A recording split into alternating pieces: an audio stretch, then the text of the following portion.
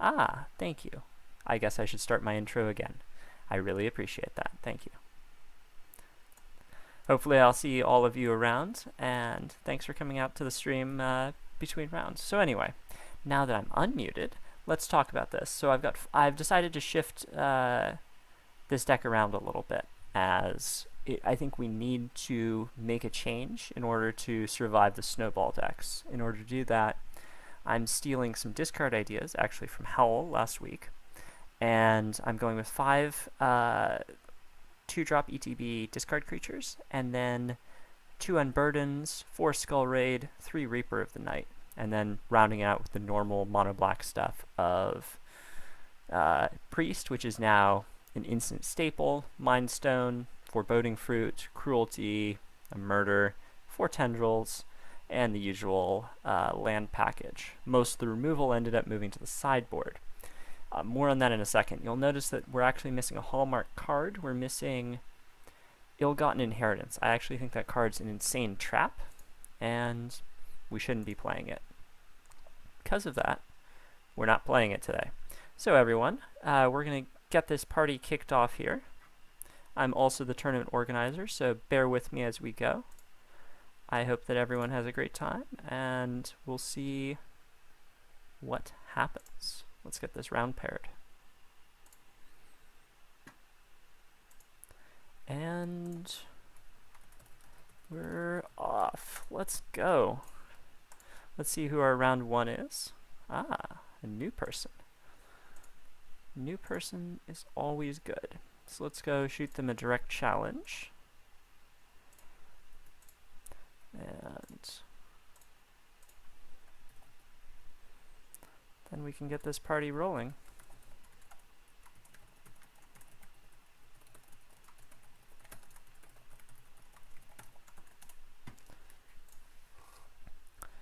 Okie dokie. So let's talk about this. Mono black has suffered a lot of setbacks. We just got to be honest about that. That's what's been happening with the value creatures.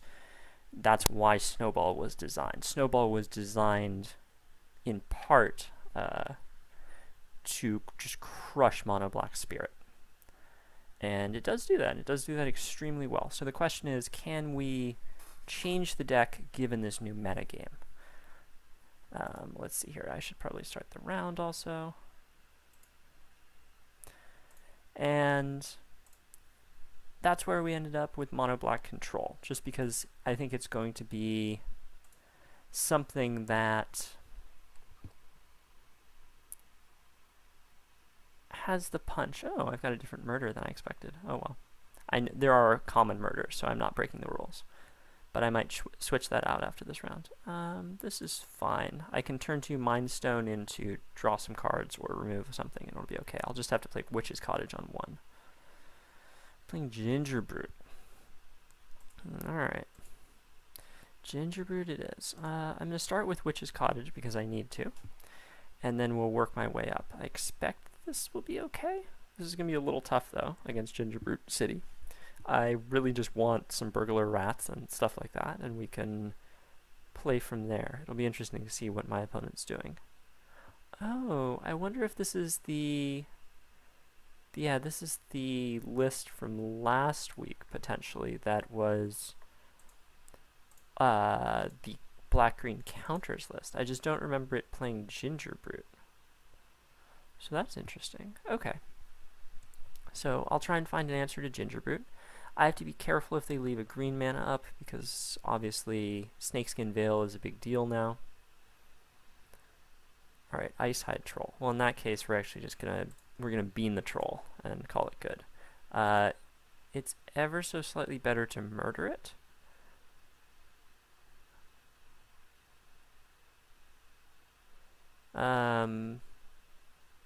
You can't find what? I can help you with that. Here, let's kill the troll and just pass, and I can help do... what exactly are you looking for? If you're looking for your specific code, it's in your profile. If you're looking for your opponent's, it should just be in your player controller. You should check in, and it'll show your opponent's code, and then you can direct challenge them. Yeah, you go into the player controller, and then you click check in for the round, and that should give you access to 1 minute, 2, 3, 4, 5. This puts me to 9. I like get really just destroyed, but yeah, this is fine. Here, let's do this. I can always gain some life. Let's pay adamant. That's all good, don't worry. And melee takes a little bit of getting used to the first time through. Glad I could help.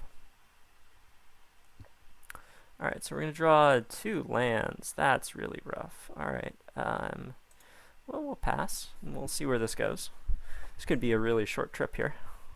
I feel like this matchup should be okay. Pollen Bright. Yeah, and I assume what you do is you actually proliferate here because it's worth slightly more. Yep. Here, I'll crack this. Gain a little bit of life. Pay the piper, so to speak, here. Yeah, this is not going to be good. I think I need to draw, like, something. Drawing, like, 6 lands here was a little awkward. I will blow that up, but I'm going to get killed by Snakeskin Veil here, I expect. Here, well, we won't pre-concede, but we're pretty dead here. Yeah, we're super dead. Okay. Good old-fashioned beatdown. I think I just need, like, if I have some burglar rats and stuff and I can clear their hand out, that's going to be pretty good. I don't really like Unburden in this type of a matchup. Cruelty's fine. I think Moment is great. Probably also bring in Grasp. Like, the difference between Cruelty and Grasp isn't really that much, and it's just better to have things that are more mana efficient. I'm going to cut a Skull Raid, because I think that's less necessary. And then the question is, like, where else do we want to go? Actually, wait. Yeah, Cruelty. It's probably better to do it that way. I need to cut one more card. I'll probably cut a Reaper here. Yeah, you have to make sure that you communicate with your opponent about which one you're actually doing. They're probably doing Historic Tournament Match, or you're doing Historic Tournament Match. You need to talk with them via the chat. So let's see. What do we got here? I feel like we can grind them out, and it's just a matter of connecting with the right stuff. The question is, do I want Suffocating Fumes? I don't think this is a Fumes matchup. It's probably better to shave a Murder in exchange for a Cruelty, because Cruelty always kills the Troll. And I'm going to keep the 2 drops in. But there is a chat function on MTG Melee that you can use, and I always message my opponents at the beginning and say hi, and then I also say, hey, let's do a direct challenge, etc. Because some people think friend challenge is the only way you can challenge someone. So anyway, let's see here. What do we got? I can be on the play. This hand is way better, and I think I can get ahead enough with this hand that it'll be okay. My opponent's mulliganing. Mulliganing is always going to be rough against my deck. So let's do this. And then I assume I probably, if they have a 1, if they have, like, yeah, then I burglar rat them, because then it just creates a lot of issues. And then if they commit the counter, that's fine too.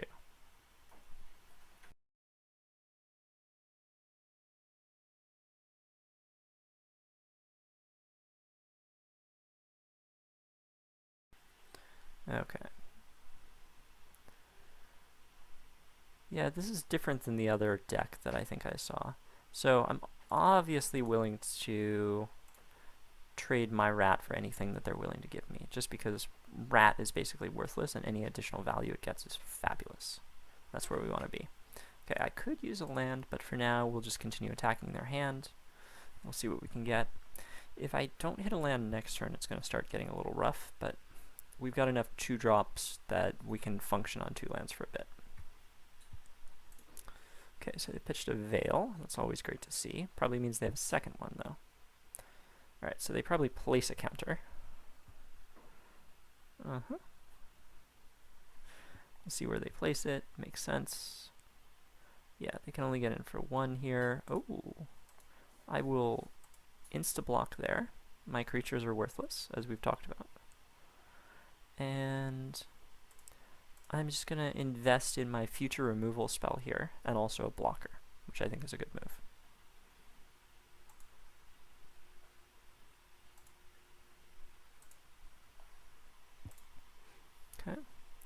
Seed Sculptor. Now we've got some 2/2s, and doesn't matter which one. It looks like we're both having mana trouble, but I'm up a bunch of cards right now, and good. That will help me solve my issues. I think I should just develop my board at this point and try and force some trades. And that will be useful cleanup later, but for right now, Priest is saving me more damage. It's effectively eating one of these creatures every single turn. So there's no point in getting rid of it just to kill one of them. Okay, so my opponent has shown that they're willing to make attacks, and the question is, do I want to play into a Snakeskin Veil? And I think the answer is yes. There isn't really a lot that they can play, that makes me worried. Cool. All trades are good trades. Llanowar Visionary, got it. So if we draw a land and make them discard their whole hand, that's going to be pretty nice.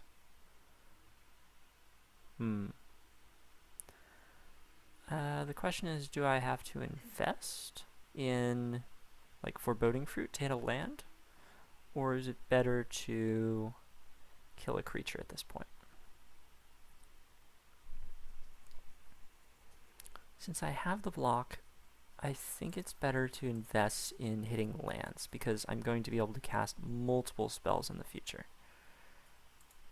And this will just make it a lot cleaner. And I am going to cycle this land. I don't really want the 5th land, especially one that's more valuable as an inherent card. So I'll probably just cycle that at end step, and I'll take my 3 damage and go to 10. And then I'll kill their biggest threat, and we'll be off to the races. It's slightly better, I think, to block the Visionary, in case there's some weird combat proliferate trick. Okay, we go to 10. They probably deploy to the board here. Another Visionary. We'll cycle in response, just because, then we won't get priority. Okay, good. And then we just drew a land anyway. So that's exactly where we want to be. Okay, so they're playing Snowlands. That's kind of interesting. And I want to continue developing blockers. And I'm actually just going to pull the trigger on this right now. It's a little bit premature potentially, but I don't want to get caught out by Snakeskin at this moment. I think in future turns it's going to work out a lot better that I'm not going to have to deal with that. I'm just going to be able to pull the trigger on removal in response to something and like eat a counter off of Seed Sculptor or whatever.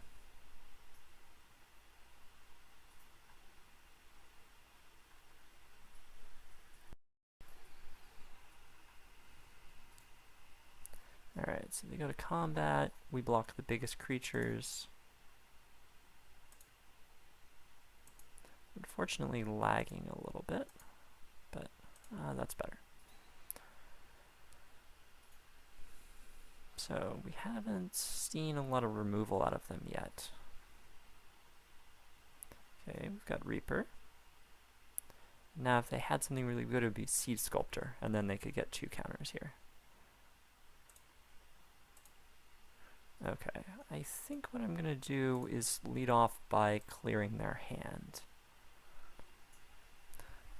And then that will let me have some better blocks of a sort.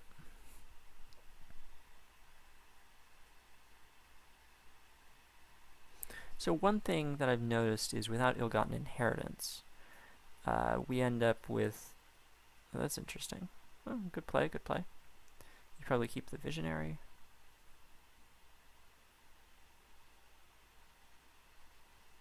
We end up with a lot more, or a lot less of a board. And that's a bit kind of aggravating. I think I'm just going to take this moment. There's no point in playing into it, so I'm just going to kill the Visionary, and that cuts their mana. And then I take 2 this next turn, which is fine.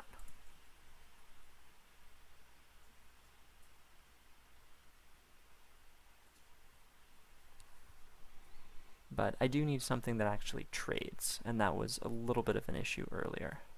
That you can see that I no longer have the inevitability that comes from ill-gotten inheritance. I need to draw a Reaper of the Night or something like that.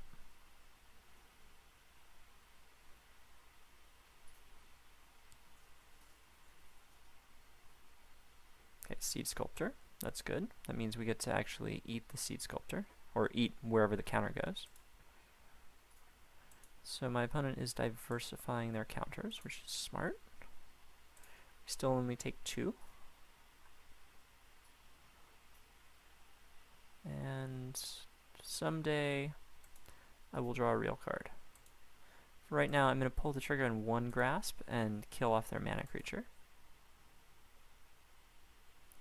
And it ends up being exactly the same no matter how we do it. The only issue is if Proliferate comes about twice, I think, where we just can't kill a creature. And that's fine. We don't mind more of those. I'll gain some life here. And I'll probably pull the trigger at this point. It just makes sense. I'll kill off one of the... It's better to kill off the Reaper, I think. Or Reaver, sorry.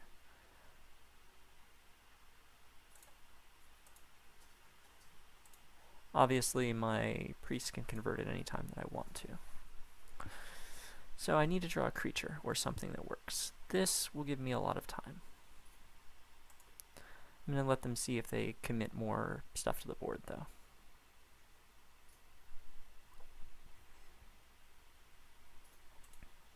Alright, Bloom Hulk it is. I'm just going to kill this, because that's going to get a little too big.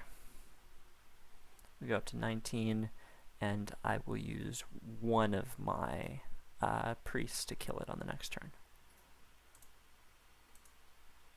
That's the nice thing. These priests has just been, they've effectively gained, I don't know what, 10 life each, and they're killing off a creature. So it's nice that they can convert like that. Actually, I'm just going to pull the trigger now on this and kill off the Bloom Hulk. That way we get to go back to taking 2 a turn.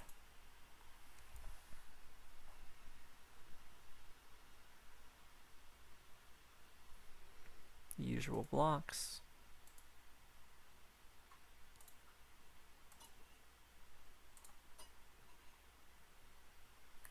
We do need to draw something at some point. That's pretty decent. I'm just going to cast this rather than making them discard. I think it's a little bit riskier, but I would like to have something on the board that actually stands and fights, unlike the priests who just sit there as roadblocks.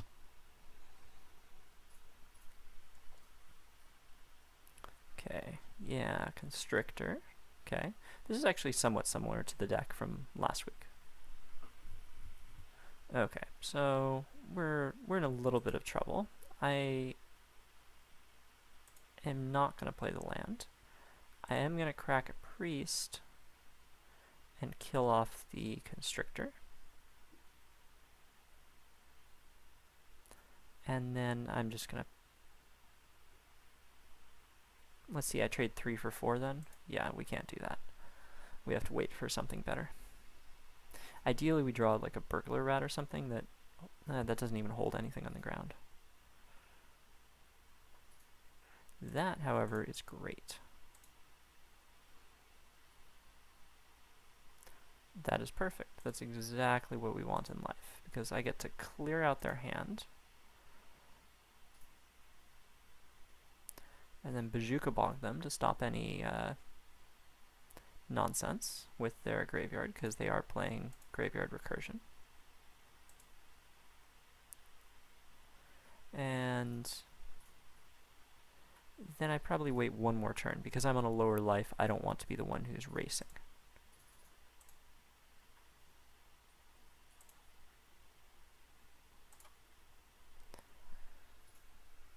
I'm glad I'm actually playing a deck with a clock, otherwise I'd be having trouble with the clock.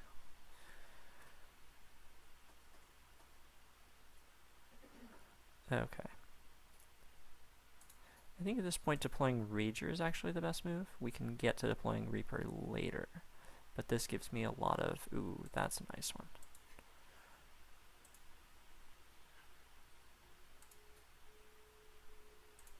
So now I get to start attacking, and Reaper is a nice big threat.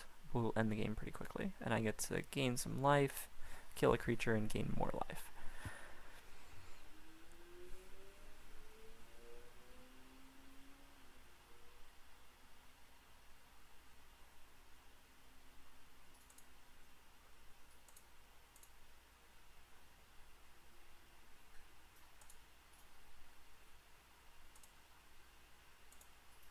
Oh wait, I can't attack there, but I can attack here.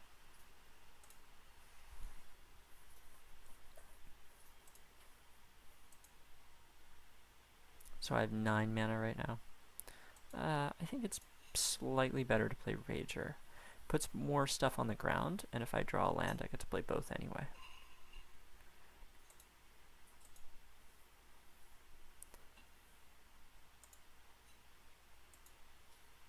That does take me below Tendrils, but I've got a lot of 1s and 2s that are really good. Okay.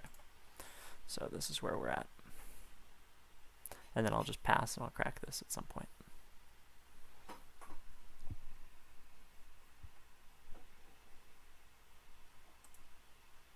Alright, so my opponent now actually gets to block if they want to. And that could be an issue.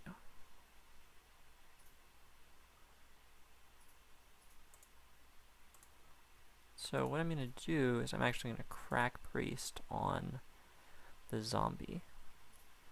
And then we're going to battle in just with Reaper.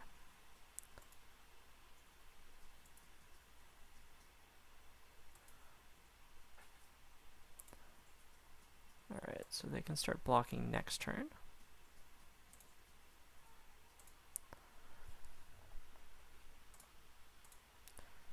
Okay. Yeah, they fled it out a little bit. They had a good start, though. But that's what happens. Anytime you're playing a deck that doesn't have inherent card advantage, you always flood out. Like, I was flooding out a lot in game 1, and a little bit here, but a decent enough balance. Generally like where I'm going with all of it. The fact that all their creatures are 1/2s is a little bit troublesome, but I think it's fine.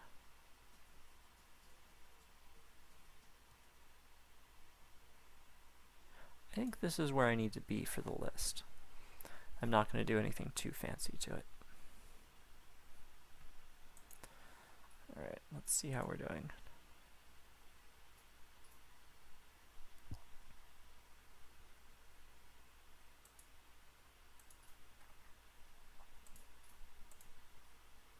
Good, good, good. Getting all the matches out of the way.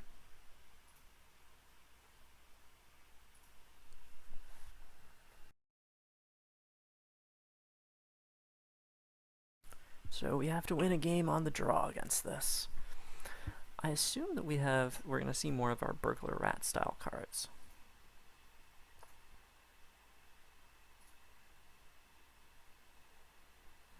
That is a little bit of lag. You can see my deck slowly loading up.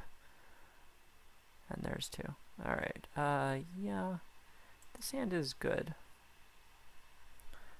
There's a question on what the ordering is exactly, as they have shown that they have certain cards. I should definitely play a tap land. The question is which one. I think I'm going to play Witch's Cottage. And I would like to exile a few of their cards if I can. So Seed Sculptor is a 2/3.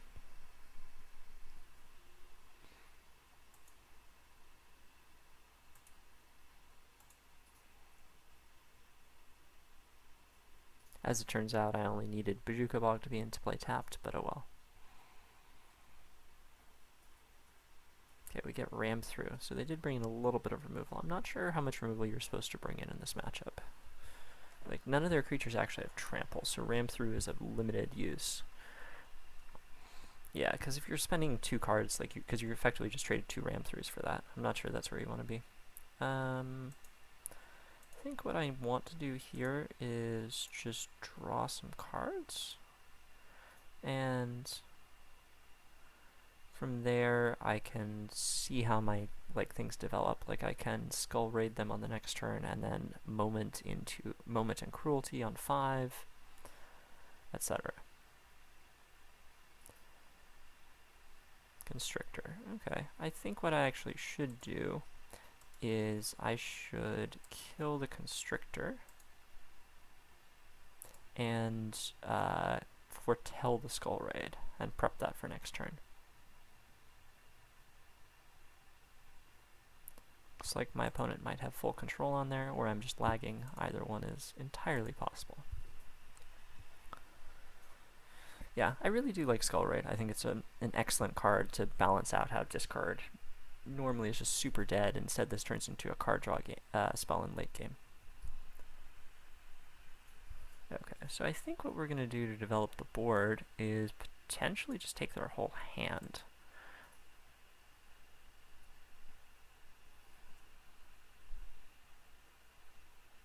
Oh, I did that wrong. If I'm going to take their whole hand, I need to disciple first, because that lets me draw a card if I get it wrong. Or not if I get it wrong, but like if I play it this way and they have a spell here, what happens is, okay, didn't matter. And then we'll Bazooka Bog them. But my point was that if they play a spell on 2 cards with Skull Raid on the stack, then they go down to 1 card and we get to draw a card. But this way, it wouldn't have worked out as well if they'd actually had something to play, like if they kept Snakeskin Veil, for instance, instead of Troll. But as it turns out, we are okay. I'm just going to play 2 Ragers, I think.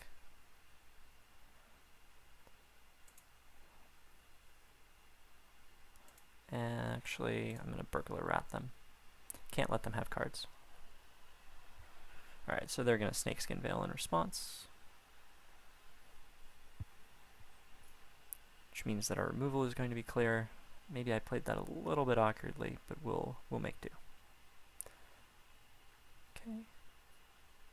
Oh, they attack with everything here. I don't think I care which one I kill, so I'll just kill the Siege Sculptor if it's all the same. Take a few points.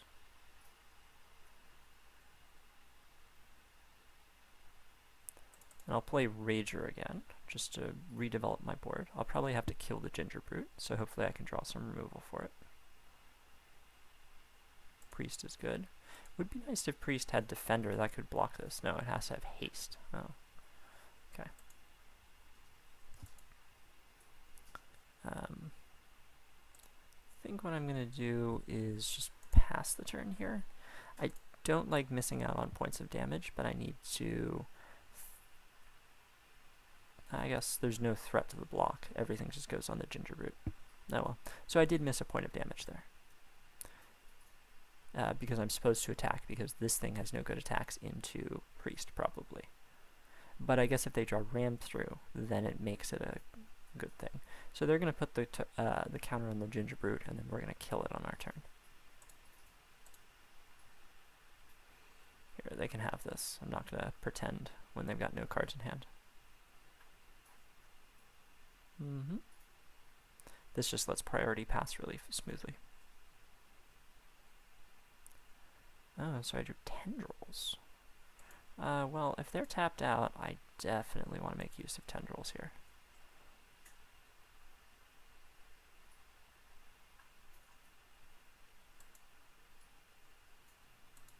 And I need to start getting in for damage here, so we're going to do that, and then I'm going to Bazooka Bog them, and then attack for 2. I don't really feel like trading the 1-for-1 with Burglar Rat. It's better just to get the free attack in and then pass. And if they devote counters to something, I have Cruelty as a backup. So this feels like a pretty strong position.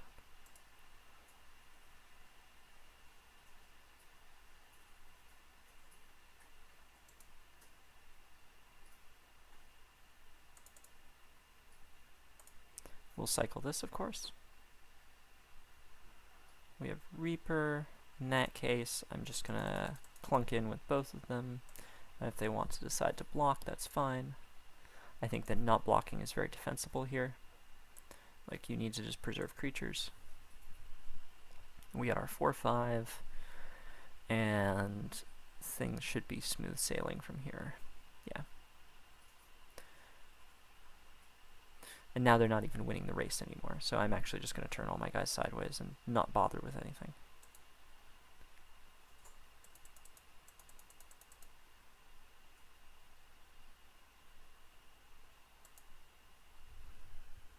And I think I'll play the land. I think it makes sense.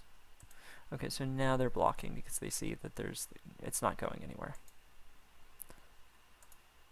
And I'm just going to pass the turn.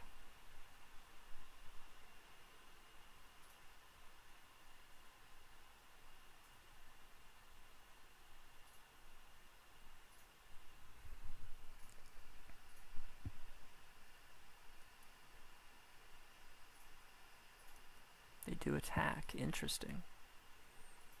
Sending a message with that ginger brute. Okay, so we draw a Rager. That's fine.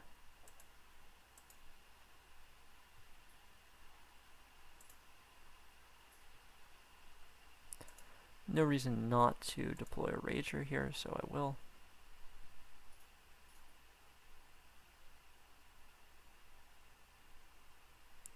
And that's fine.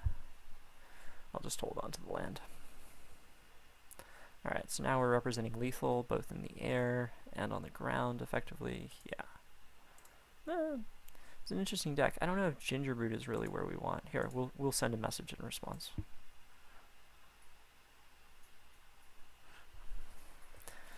Go for all the style points. Good games, good games.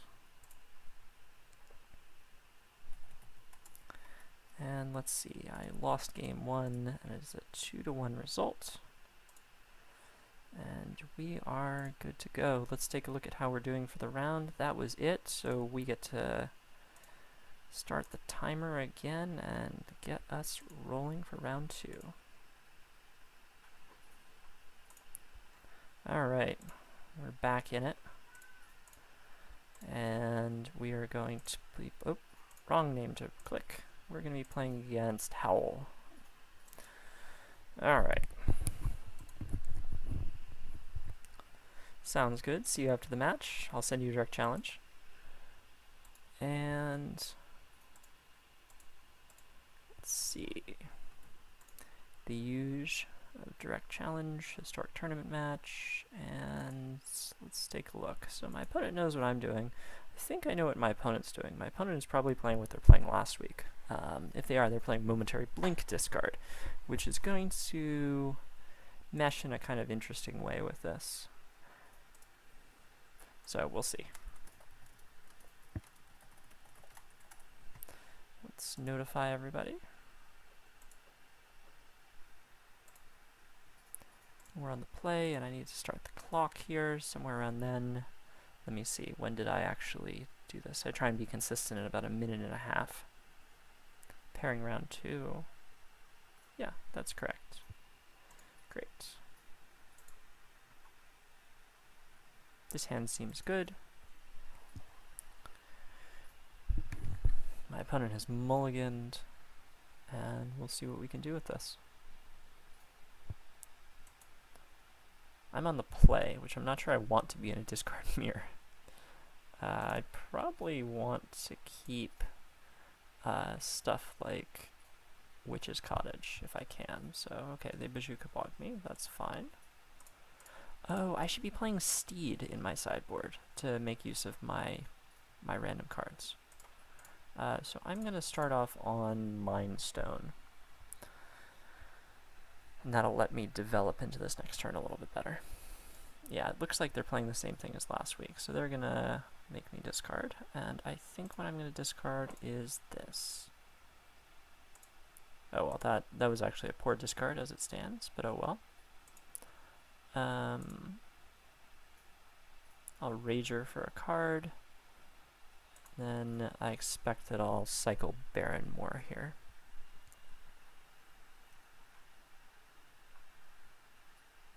Yeah, so they're foretelling a Skull Raid, so I have to play around that a little bit. So I guess what I do here on 5 is I draw 2, and then I Burglar Rat them, and this is a good sequence of stuff. This is going to be very much a race to the bottom for both of us. My opponent does have these flicker effects, but these flicker effects are kind of so-so. They do some really cool tricks. Ooh, interesting. Discard Skull Raid. What does my opponent have? So, let's see. Does my opponent have Graveyard Recursion? Sort of. Oh, they're Cavern Whispering. Oh. Well, okay. Forgot that my opponent plays Cavern Whisper.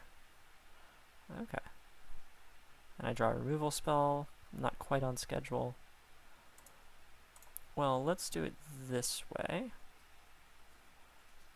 Then I'll make my opponent discard. Oh wow, a lot of Skull Raids here. So unfortunately, they're going to Skull Raid my card. But that's fine.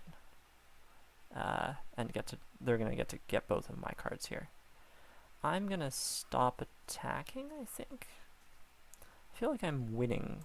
Like, I'm winning this race right now, because I go to 9, and then I can gain 2 and draw a card. And they get to Skull Raid me for both my cards. That's fine.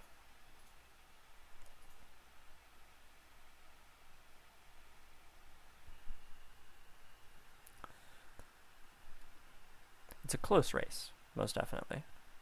But, oh, are they flickering? Here, let's try and screw them up a little bit. Oh, that was slow draw there.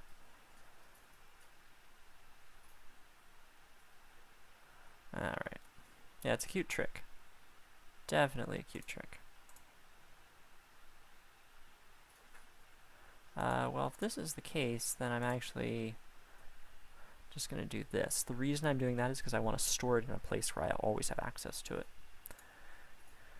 So now I get to pass, they don't have blue. See, this is the problem with the deck, that you just don't have all the right colors. And you Skull Raid me to draw 2, slick moves.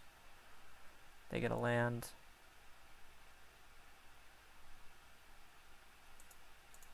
Alright, they trade their guy for all my guys. Everyone's happy. And we go back to this game here. Here, I'm not gonna pretend. Like, we might as well just gain the life.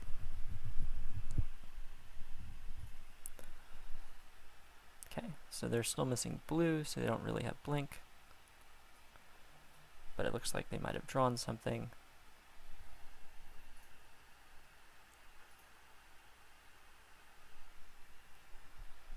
Yeah, I feel like you need to max out on momentary blinks before flicker, but we'll see. I think that they're maxed out though, but I don't know if I'd play more of the effect.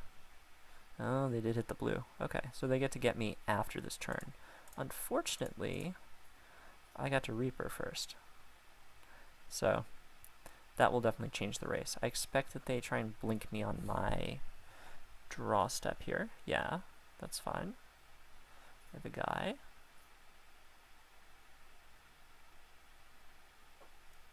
And I get to blink. I'll just kill one of them. It doesn't matter which one I blink, or which one I kill.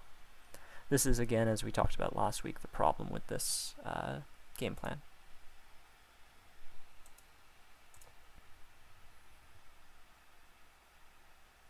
The thing comes back. No one has priority. Shouldn't take this long. And now I get to attack.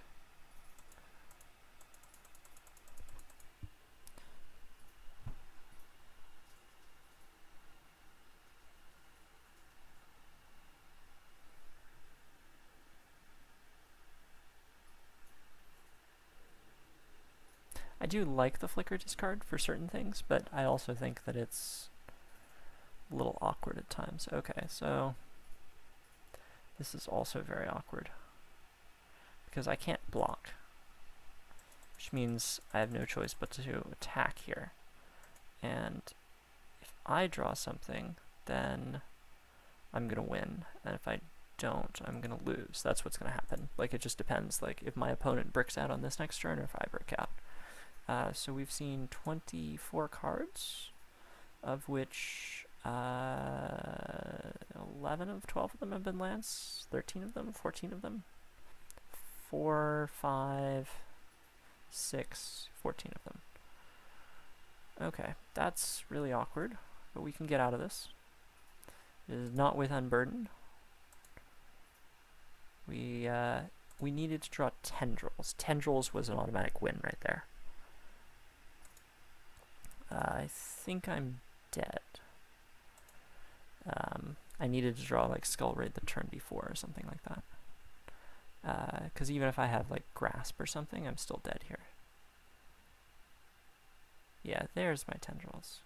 Alright, so we'll just throw in the towel, because we can't have anything here. Okay.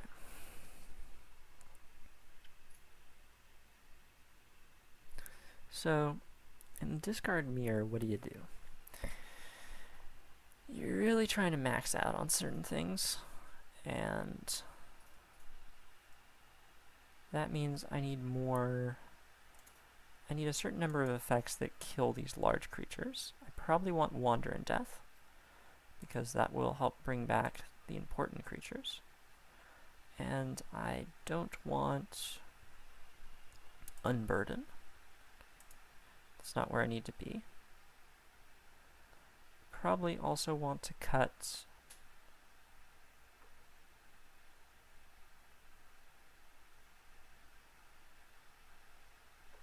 trying to figure out where I want to cut the last card. Could cut a Murder. I think cutting a Murder is fine, as there's nothing that I really want to murder as compared to the other cards. The rest of them are kind of mediocre.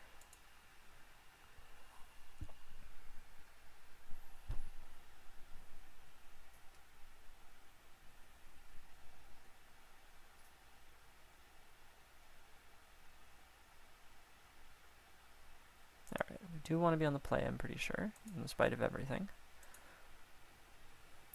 And we'll just see what we can get out of this. But maybe we're supposed to be on the draw. Maybe that's the secret, that everything's just going to be wrong, we just need the extra card. I definitely have to explore that, because there isn't much of beatdown. And being the first one to discard or not discard is like kind of inconsequential.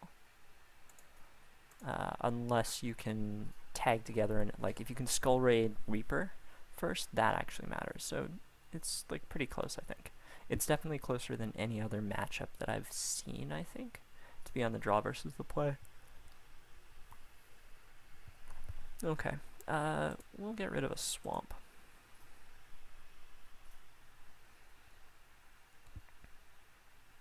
But wow, my opponent's up on cards. Oh well.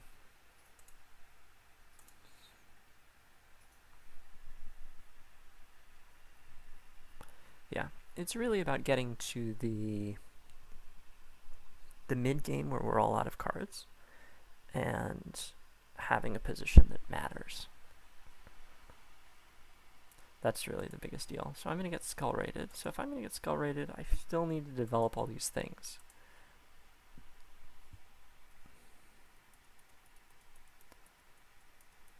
And I discard probably the land and the cruelty.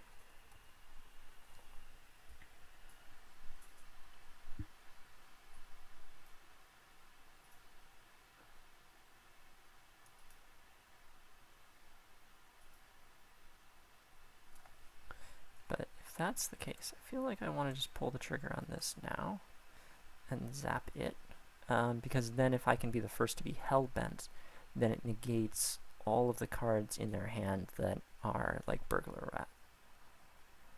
And I've got a decent chance of being hellbent at the end of this turn. Looks like I am actually just there if I want to be. And I'm going to be careful about this. I'm actually going to wait to pull the trigger. Just because I want to kind of con them into playing something. Like, they might burglar rat first or something like that. I know this is Skull Raid because there aren't any other common foretell cards that you play in black. This is really nice. Because I actually get them in response to the trigger, which is where I want to be.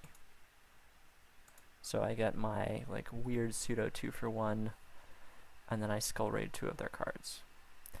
I think I'm still down probably, but yeah, still probably down. I might have to store this Skull Raid for another day.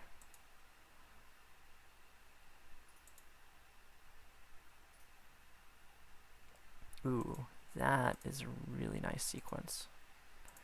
We just get to go after all their cards.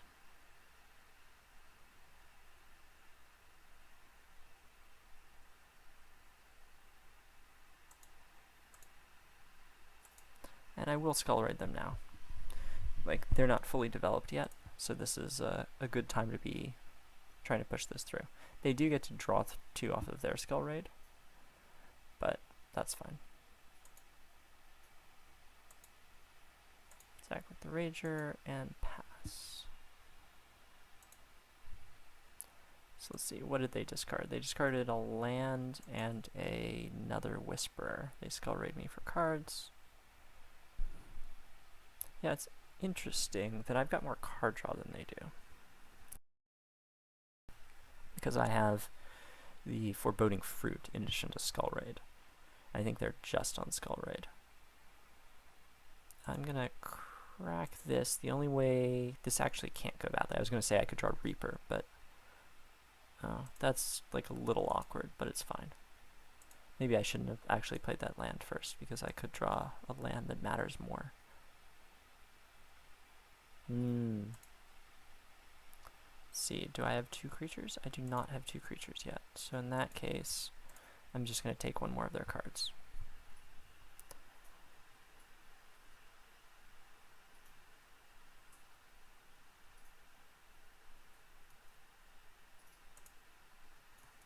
And we'll attack.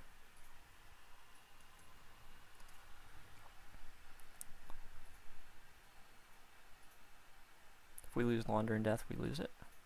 Duress. Yeah, that's such... I feel like that's not where you want to be. I feel like it just creates more dead cards in the long game, but I could be wrong. Yeah, alright, so they're storing Reaper, and they're there, or they're 1 away? They're there, okay. I'm going to hold back the rat here, just because they might spend their whole next turn casting Reaper. And the 1 point of damage I don't think matters. It might actually end up being a couple points, but I think it's okay. Okay, that's fine.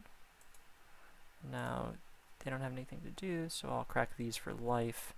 They probably take their next turn off to play Reaper, so if I'm lucky, they draw a spell, and then I make them discard.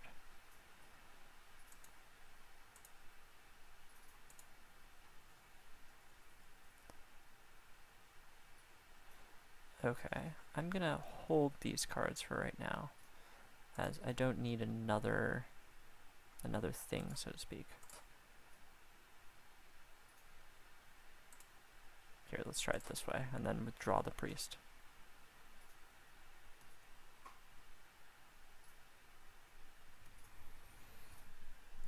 Let's see, what am I at, 21? Yeah, I've got plenty of time.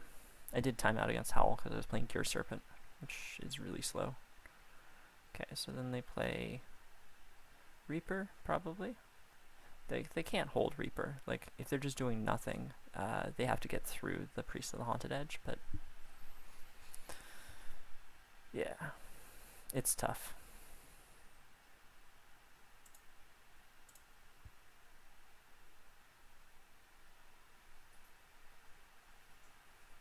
Alright, so I'm going to cycle this.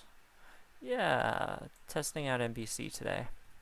I made some changes to address the snowball problem, and it's been pretty good. So what I do is I rebuy Rager here, and Witch's Cottage is really nice in the straight 1 color version of this. just because Rager is effectively free when you bring it back, as your life doesn't really matter. I'm going to continue holding these cards, as I am hoping that I'm just going to convince them to play a card, and Burglar Rat is like fairly, it's not valuable right now. Okay, so they Burglar Rat, that's fine. And I think what's going to happen here, yes, I am a chess player. That is one of my main games that I play. I'm actually going to ditch the Burglar Rat here, and then if my opponent flickers, I'm going to Tendrils in response.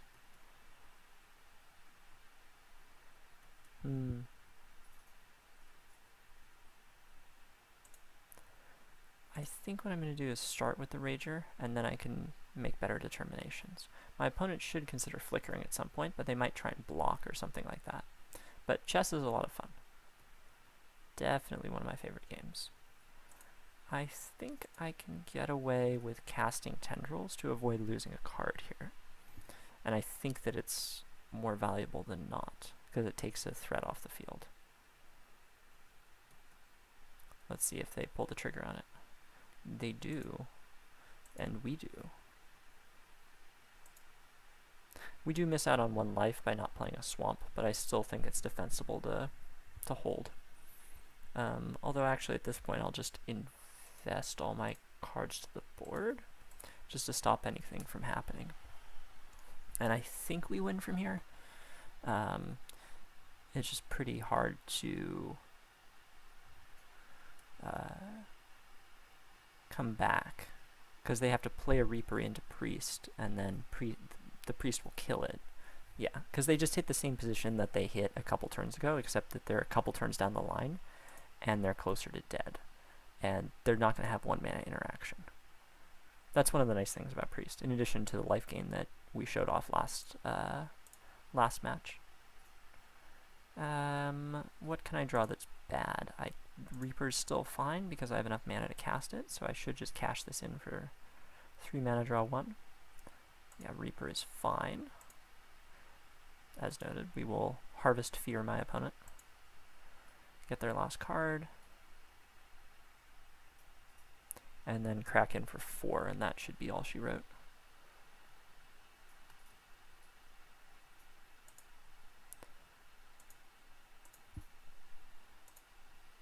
But if you're looking to learn chess, I'd highly recommend that you go to the Learn tab of lichess.org, lichess.org, and check that out.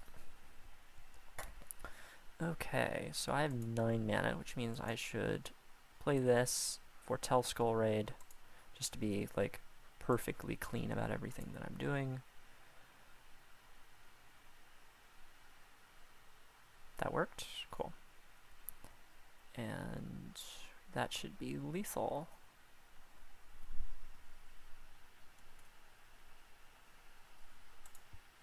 You're fine, don't worry. I've heard all the chess jokes. Yeah, this is not quite checkmate, but it gets me out of the game and into the final game. And then we get to see if my opponent agrees or disagrees with my proposition that maybe we should be on the draw in this matchup. So I think what I boarded in was good. I didn't change a lot, obviously, but I think exiling things is where we need to be. We don't need small removal. We do need enough Burglar Rats in the opening to both apply pressure, which is kind of an oxymoron, and then also to go after them in the other parts of the game. I feel like Tendrils is good because it's a big removal spell, so I think I should keep this. I know I don't want Moment. Grasp doesn't kill Reaper. Murder does kill Reaper, but Cruelty is better. Yeah. Priest kills everything. Libation doesn't kill anything important. Fumes isn't that great, and Unburden isn't where I want to be. So now we see if my opponent has what they're doing with the play draw rule and their choice.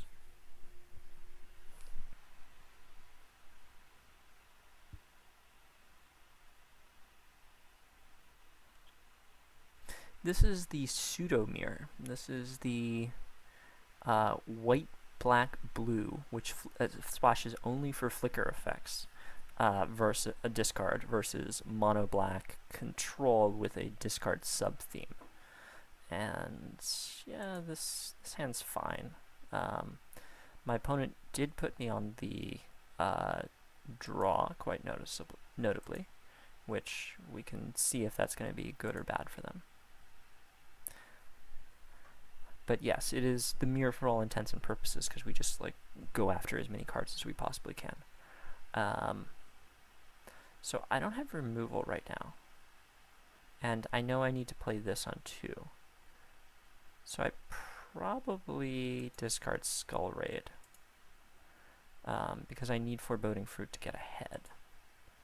And then I Burglar Rat them. I feel like this mirror is just waiting for the Nightmare Steed that was from Theros. The one with, not Unearth, Escape.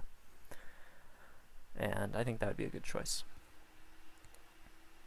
So my opponent attacks, and I snap block because they have flicker effects and I don't. But I have Graveyard Recursion, and they don't. So, here we are. And they also have Mutate cards, and I don't. Okay, they do that, that's fine. I think what I have to do is, I've got enough removal, so I'll toss the Tendrils. Because that's less useful, because all the other cards are worth 2 cards, and then I Foreboding Fruit them. No, I mean I Foreboding Fruit me, obviously. I assume that's what I should do over Rager. It's nice to get Rager onto the field, but I just need to get the maximum number of cards here. Because hitting lands is important to get into this solid middle game that exists. Okay, so my opponent probably does something here. I am going to... So I'm going to have to play Witch's Cottage. My opponent is probably going to flicker. But I think what I should do is just Rager. And that puts a creature on the field. They'll probably kill it, but they shouldn't have removal in, really. Small removal. Okay, so I now play Witch's Cottage, which does lose me out a little bit. Witch's Cottage is one of the reasons that I like my deck a little more than the opponent's. Yeah, having Moments of Craving in is not great, I think. I think that's a mistake by my opponent. I don't actually remember what their sideboard looks like, and that's something I'll check out at the end of the tournament. But I think that having Moment of Craving in when the small creatures don't matter isn't something you should be doing. So this turn, we'll Rager again, and then I think I'll stash a Skull Raid, which is a little risky, but that's where I think I need to be. Yeah, it's better because I forgot that I was drawing a card. Because if I go down to 3 cards, it's very easy for them to choose to flicker, which they're going to do right here, which is smart. Oh, they have another flicker. I would have cast the one from Exile because it uses more mana, unless they're going to flicker again right here. Unless they just have multiple flickers. I'll discard the land. It's the worst card. Unless they have unless their other card is a flicker, I would have, yeah, I would not take my time to cast Cruelty here. That I think is a clear mistake. You should flicker using the flashback. Make me discard 1. They're getting a little paid off here in that they get a Foreboding Fruit out of me, but this is not good.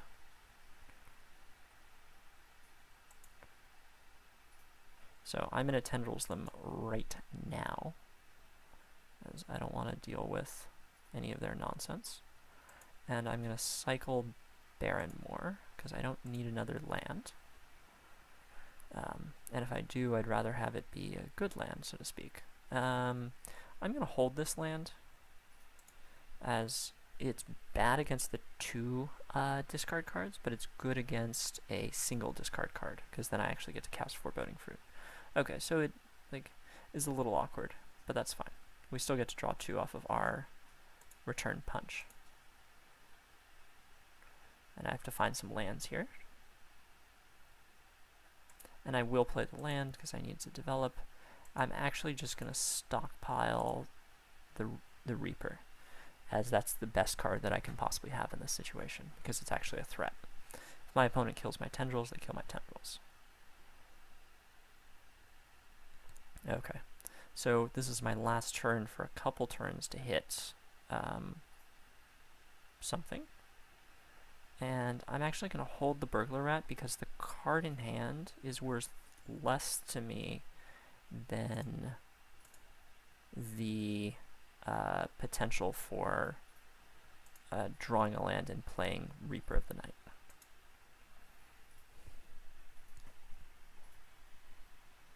Because my opponent will flicker on my draw step, or now, we'll see. And now I've got a useful card. Before, if I'd played Burglar Rat for no value, what would have happened is I would have had to discard my Rager. Now I actually just go up a card. And my opponent kills a Burglar Rat.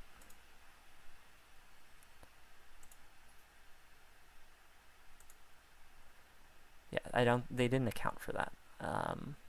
Really what they're supposed to do is flicker me earlier than that. And they have a card in hand now. So I will go disciple them and steal that card. Now I'm a bit ahead on the board. Yeah, they definitely should have, there was no reason for them not to pull the trigger on that disciple instead of flickering, because my card was always going to be the same there.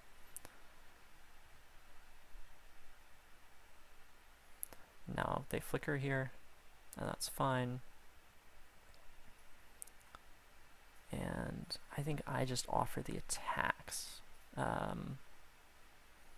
as I want to start attacking. And no, I actually shouldn't. I should only attack for 2 here.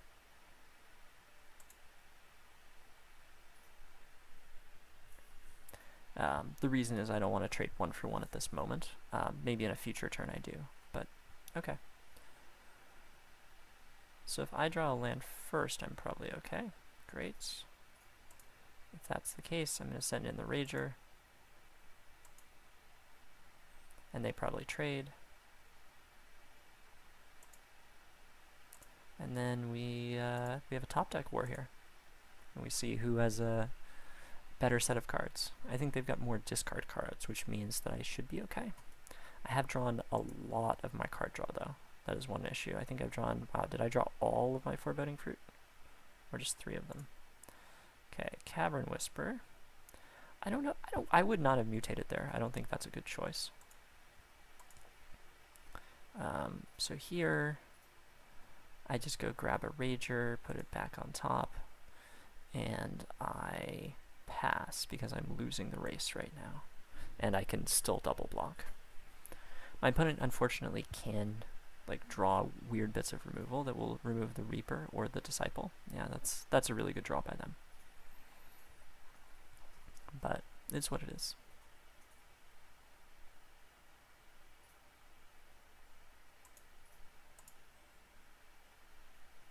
Okay, so we want tendrils here. Priest is good too.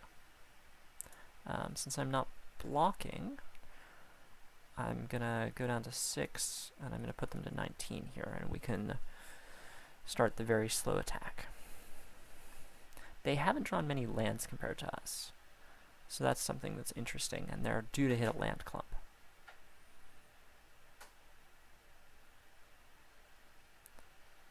Okay, they're storing that. That's fair. And then they're just cashing out. That's fair.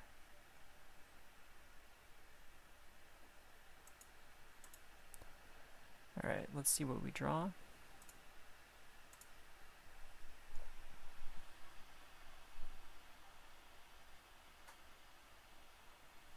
Alright, and then that makes pulling the trigger on Priest even easier. And I get to attack in with both, and then play Priest. And I think maybe we're marginally ahead. It's very close right now. At this point, I would say that we are definitely ahead. Yeah, definitely ahead now.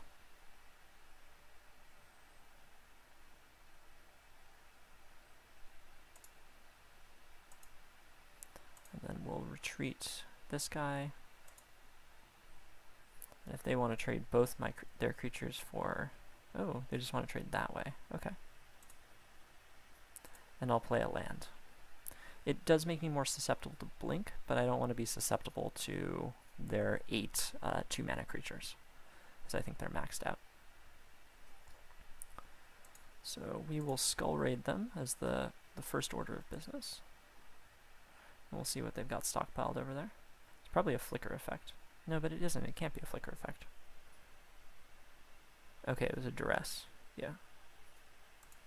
I'm going to store this for next turn, as I don't really have a great thing to do with anything on 1 mana, and it just exposes the cards. That's the kind of play that you need to make in this type of a matchup.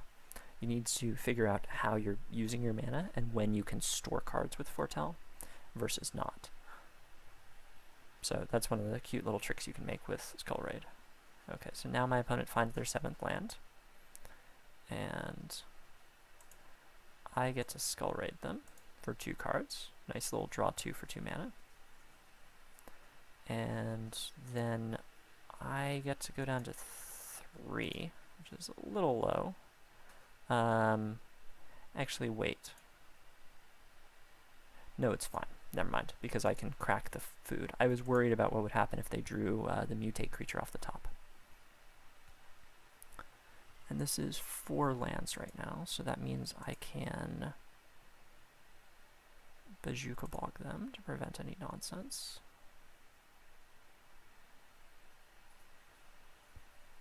And again, we're holding Burglar Rat, because if they choose to invest in Reaper, we get to steal their card. And I think I've got it from here, just because they don't have a lot of good options. And if given the opportunity, I'll use Tendrils on the Reaper.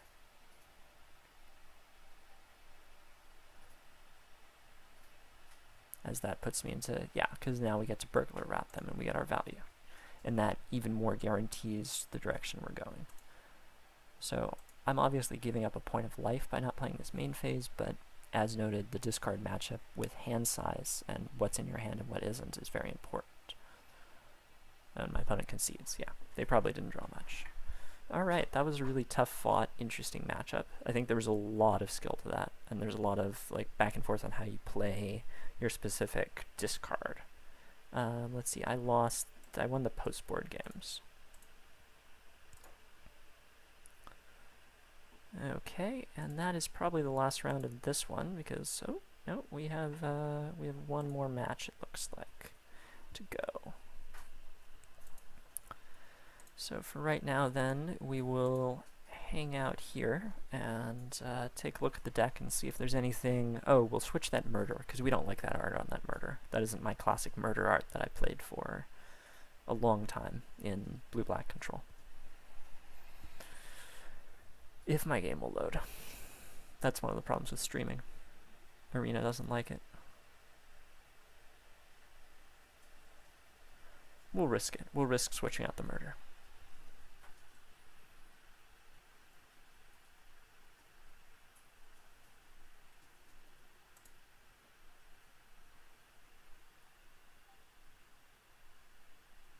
And feel free to message me when...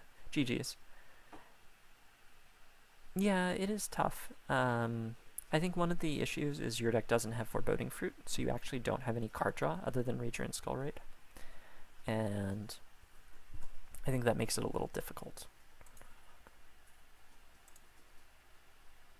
And also you just have more Burglar Rats, and that creates some weird situations where they're not good. What was I doing? Oh, I was switching out the murder. Right. Let's go find the murder. Probably play this deck another time or two. This one is the correct murder. That is the wrong murder. Good. So,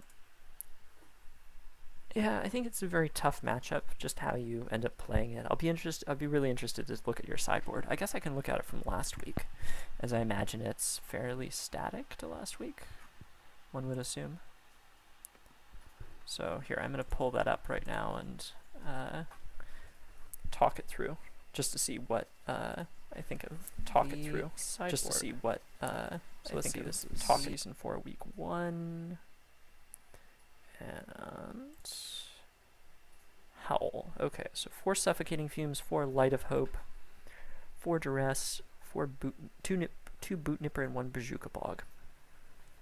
And I think things have changed because I see that this one plays Miasmic Mummy, and you don't play it now, which I think is a good move. I feel like the flicker is just a little too fancy, is the bottom line. I think you're definitely supposed to, I don't know what your board looks like now. Oh wow, you're playing 8 flicker effects. That is a lot of flicker effects. I think that's a little too much. I do like the trick where you blink the Cavern Whisperer. That's nice. I think what you're supposed to do is board out 4 Moment of Craving against me and bring in... Ugh, these cards are so bad. I don't like Light of Hope. I feel like you're supposed to split your Light of Hopes with your Frika's Libations. I think that would be a really good move, because otherwise you're just going to run into Hexproof or something, and it's just going to eat you alive. And... okay, I look forward to seeing your list after the tournament. But I think that Light of Hope, I like Frika's Libation better. Like, the number of times you actually put the counter on, I know it's cheaper, and you actually get to target the enchantment, but... and you get to gain life, but the fact that you've got a slot that kills a creature instead and kills a hexproof creature is really important. I think there's no way you're supposed to be playing Duress in this deck. I think that Unburden is significantly better in the 3-drop slot. As you saw, I was playing 2 of them because it has the same ability as Wander in Death to cycle, which gives you a lot of flexibility. Boot Nipper, I love Boot Nipper. This is one of my favorite cards. This week's listed 6 flicker effects. Okay. Yeah, I'm not sure what I think about that. I think stretching for 2 colors for Momentary Blink is really aggressive, but yeah, maybe it'll work. Feel free to nudge me, by the way, if this match finishes, and oh, it looks like it has. Great. I will start the next round. One thing I really love about Arena is that it's super easy to finish rounds on time. Alright, let's check in and get this going. Oh, we have a newcomer this week. Oh wait, I should save to make sure it doesn't delete my murder that I like, and we will direct challenge my opponent.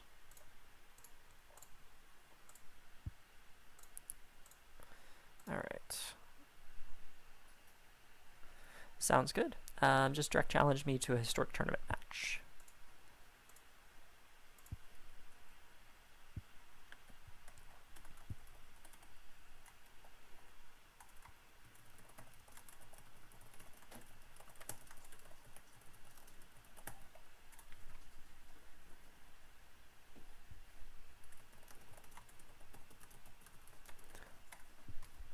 Alrighty, and we're gonna start this in a moment. It looks like I paired the round a little bit. I think I want to give everyone about 30 more seconds. We'll start the timer, and we'll get this party going. Okay, I have not looked at the standings yet, but let's do that. It looks like there are 3 people on 6 points. Myself, Batista, who usually plays blue-red, and Nathan Enkel, who is a viewer of the YouTube and the stream. So we will see what he is bringing. This is his first time out. It's always good to add more people. Oh gosh, this game is so bad. This hand is so bad. We'll mulligan that, and like that's pretty rough. But we're gonna see what we can do with this. Like it's awkward that we're at least one of the cycles. Primary changes, remind Magic.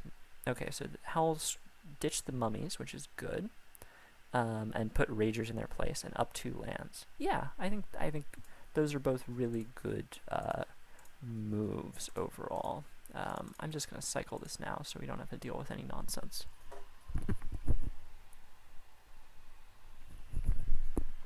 Oh great, so we get to do the classic turn 3 Harvest Fear. Oh, we've got the mirror. Oh, this could be a problem. But I'm more on discard, so maybe this will work. Might run out of... can I beat classic mono black? I don't know. It's an interesting question. Like, I definitely have trouble with ill-gotten inheritance, and that would be an issue. But I think that I'm okay other than that. Yeah, so here's the Zealots. So they're playing Zealots, and I'm playing Burglar Rats. Oh, they're playing black-green. Oh, well, I'm just going to like try and destroy their hand here. We're going to Harvest Fear into Harvest Fear, and... Oh, yeah, you're right. I should start the timer.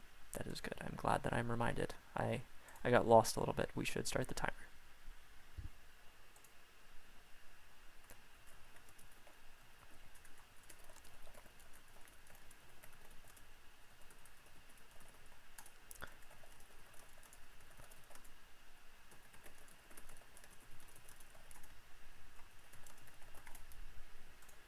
Okay, so we're here, and they've got... Oh, this is such a fun card. This card is something that I've been thinking about for a long time. So I'm just going to Harvest Fear my opponent, as they don't need cards. And I don't need cards. Oh, they're playing Rhizome Loacher. Jeez. Oh, this is going to be wild. I've been thinking... This is like one of the only good... I don't remember what they're called. They're like these... they're not in the actual set, but they're these extra cards like in the sampler decks. And this card is the only card I've ever considered crafting from the sampler deck. Oh, my opponent's doing it. Okay. I guess I'll play Rager into Priest. Or Rager... No, I've got to play Priest because I've got to be able to kill this darn Harpy. Otherwise, it's going to mill out some really important stuff. So my opponent is Feed the Swarm, and... Oh yeah, they're really doing it.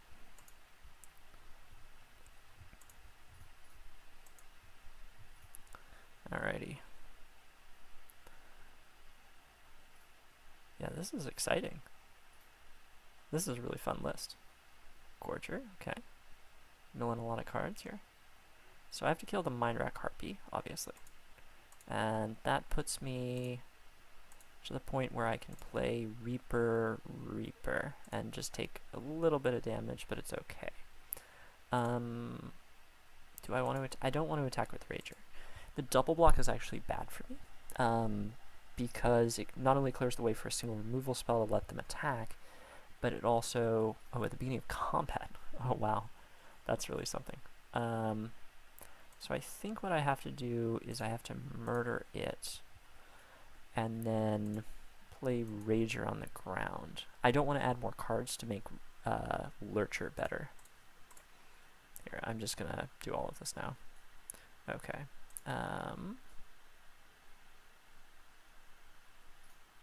How big is Lurcher? Lurcher is infinite already. It doesn't actually matter. Here, we'll attack for an extra 2 then. As long as Lurcher is infinite, then it's a problem. So I don't actually have a lot of hard removal is a problem for the Lurchers. So I do have to be a little careful around that. Like, if my opponent has Lurcher here, that's going to be really bad. But they have Vulture. Okay. But they are definitely gaining a fair bit of life. How do I want to do this? Great question. I need to try and find a removal spell as the first step. So I think I'm going to draw cards first.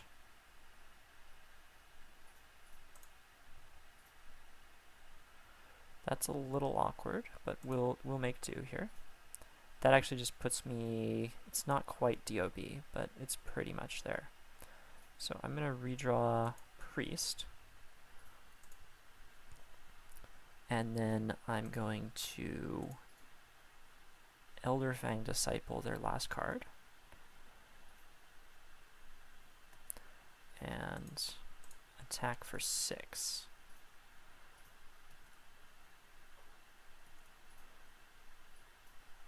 And then here, we won't pretend. We know we're cracking this.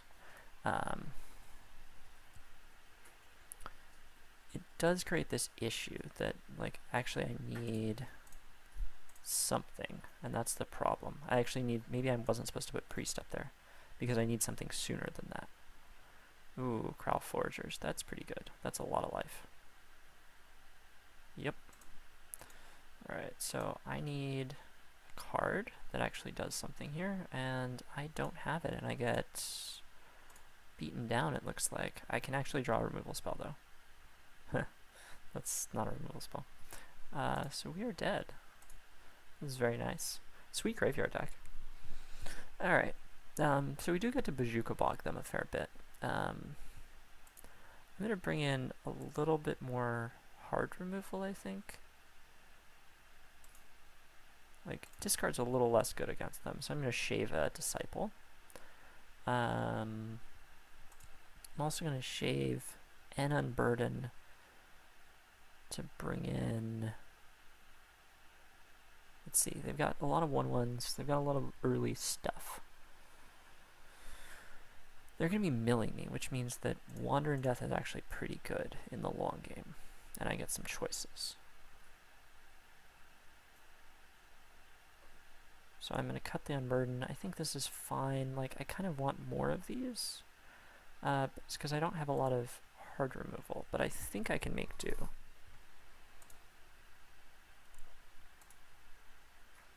Yeah, this might be a little tough. Like, this is just a tough matchup, I think, because I don't have the right pieces.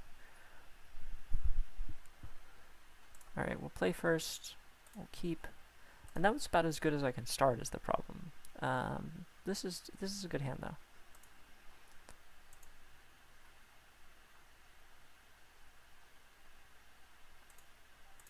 So I'll cycle. It's always fun to have new stuff in the format. Alright. And I will Mind Stone.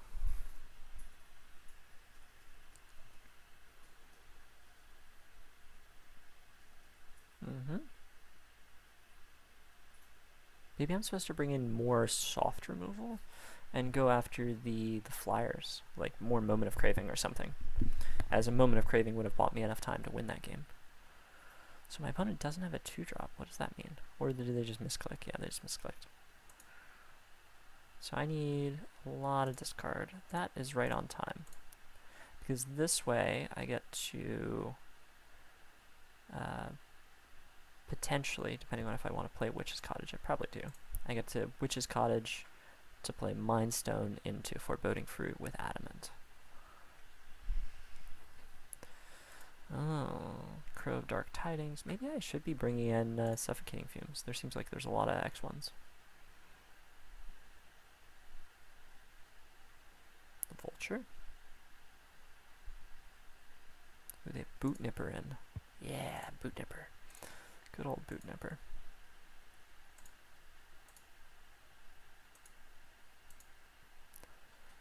Alright, I think I'm just going to take the damage for this turn.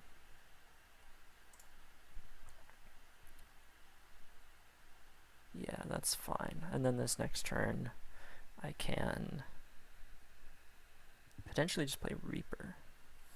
Depends on if what they play here.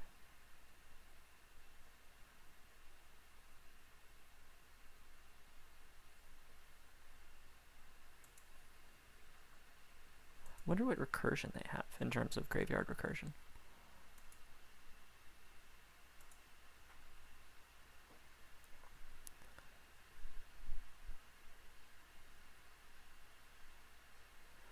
Okay, so I have to figure out a way out of this. This definitely does something, and then I can actually just Skull Raid my opponent here, which I will do.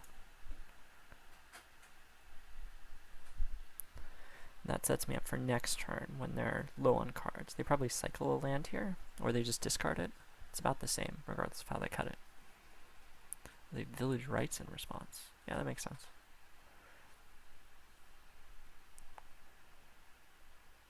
Discard 2 lands. Nice, nice. We take 4 in the air.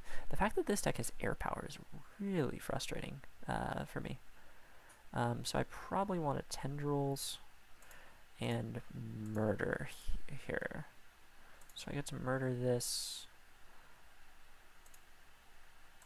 Tendrils, this.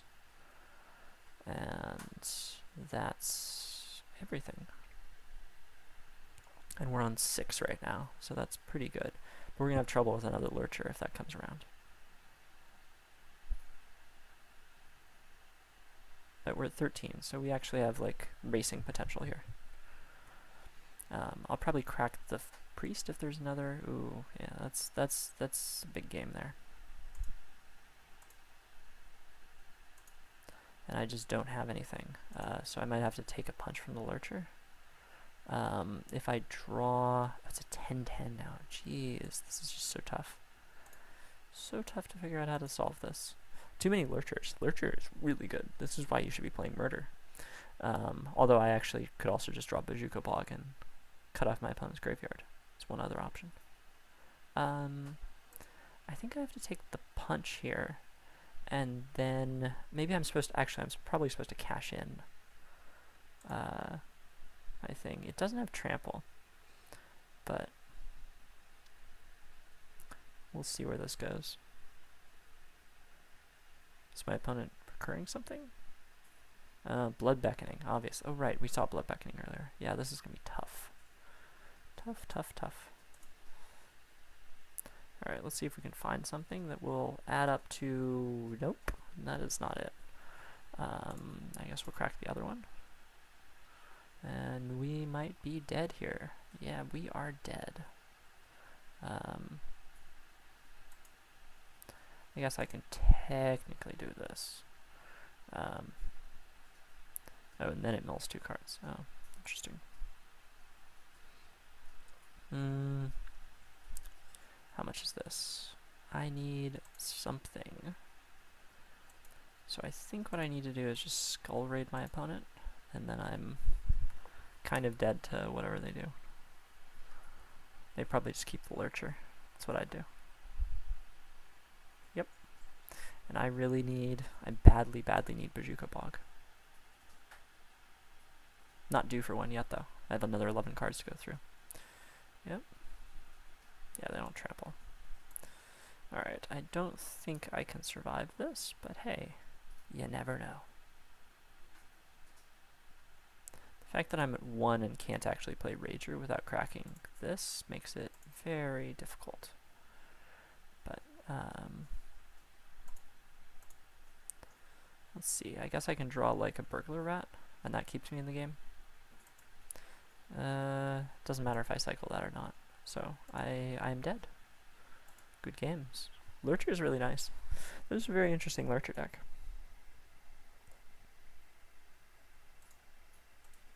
Alrighty, so let me see. I got killed in 2 games there, is that correct? That is correct. Didn't care, like, when you're able to make use of what your opponent is doing to your creatures in terms of either gaining value or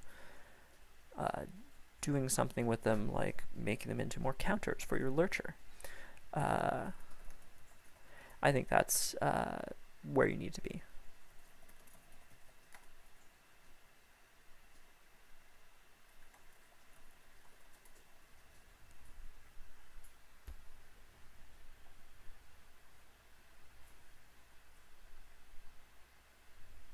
Anyway, so let's see here. So we finished on 2 and 1, and we did not get max points for the 2 and 1. We got 6 points instead of 7.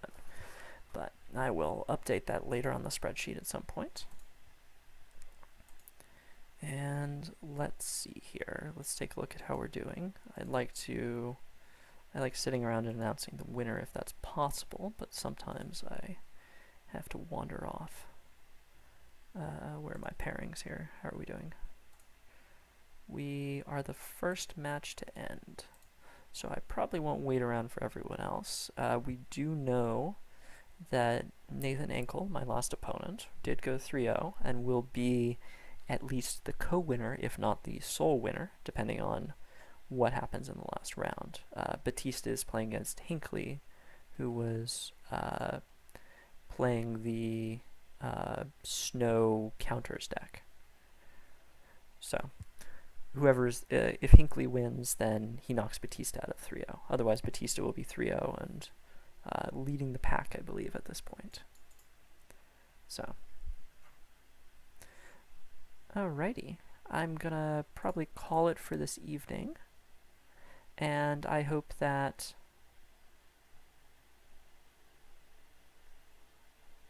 No, I wouldn't. I think that that snow counters have a lot of counters to it, and I think the deck still needs a lot of work. I think it's not quite where it needs to be. It's a little too aggressive. I'd rather have it be kind of a fat green deck rather than a low to the ground one. So I think what I'm going to do here is call it, and congratulations to my last round opponents, Mr. Ankle. It was a good run, and I look forward to seeing you in future events. If you're around on Saturday, there's another event, so you should come on out. This is our February event. It's for 4 rounds, and you get to be named Champion of the Month. So you should wander around our Discord server and check that out and play a crazy deck, and try and defeat me as the villain of the event, as I won last month with a crazy deck. I need to find another crazy deck. But anyway, this was Mono Black Control with discard, and I think that it was a pretty good spin overall, and I like where it's going. I think this is a lot better than the old Mono Black used to be, and maybe I need to be playing more murders to deal with things like 10/10 Rhizome Lurchers, or maybe I should just be playing more Bazooka Bogs. It's possible I need more Bogs on the board.